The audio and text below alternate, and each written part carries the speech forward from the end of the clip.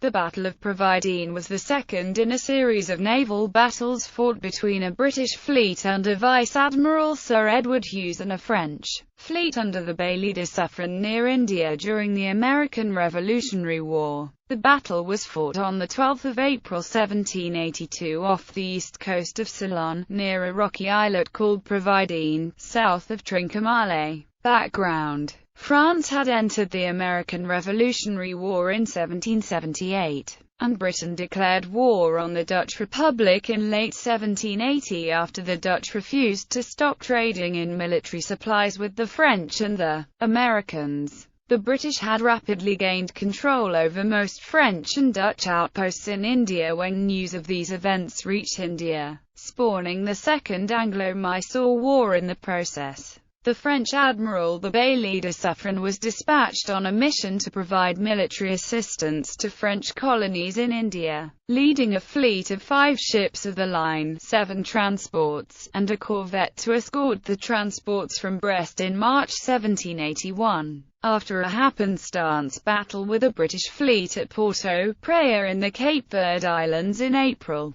and a stop at the Dutch-controlled Cape of Good Hope in October, where he left troops to assist the Dutch in defense of that colony and added some ships to his fleet, he sailed on to Ile-de-France, arriving at Port Louis in December. There the fleet, further enlarged by ships available there, sailed for India under the command of the elderly Admiral d'Estienne-d'Orves, accompanying transports carrying nearly 3,000 men under the command of the Comte Duchesneau. D'Orves died in February 1782, shortly before the fleet arrived off the Indian coast, and Suffren once again took command. Suffren first sailed for Madras, hoping to surprise the British stronghold there. When he found the fleet of Sir Edward Hughes anchored there on 15 February 1782, he turned south with the intent of landing troops at Porto Novo, from where they could march up the coast, recapturing French and Dutch holdings on the way. Hughes raised anchor and sailed after Suffren. In the Battle of Cedras, both fleets suffered damage without loss of ships,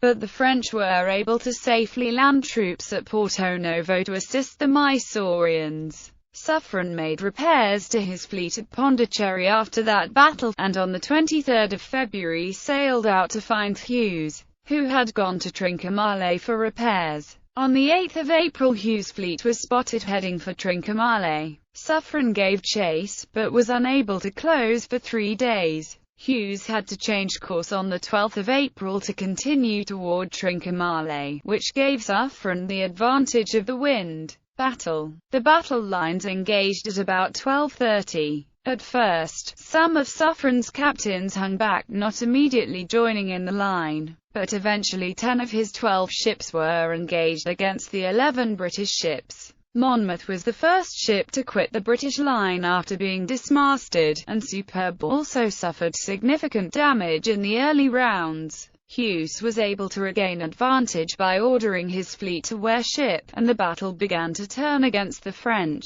Around 6 p.m. a storm arose, and the combatants, close to a lee shore, broke off the battle to attend to the risks the storm presented. Darkness from the storm and then nightfall precluded further battle that day. Aftermath: the fleets had anchored near enough each other that Suffren again positioned for battle. Hughes, however, had a convoy to protect, and sailed for Trincomalee. Suffren sailed south and put in at Batticaloa, which was still under Dutch control, where he spent 6 weeks for repairs and resupply. There he received orders to sail to Ile-de-France to escort another troop convoy. He chose to disregard this order, as the risk posed by Hughes to French operations required his full strength, and he could not trust his captains. The captains Avenger and Artesian, the 2 ships that stayed out of the action, were reported for their failure to obey orders, and his second-in-command was intriguing with some of the other captains against him. The rival fleets,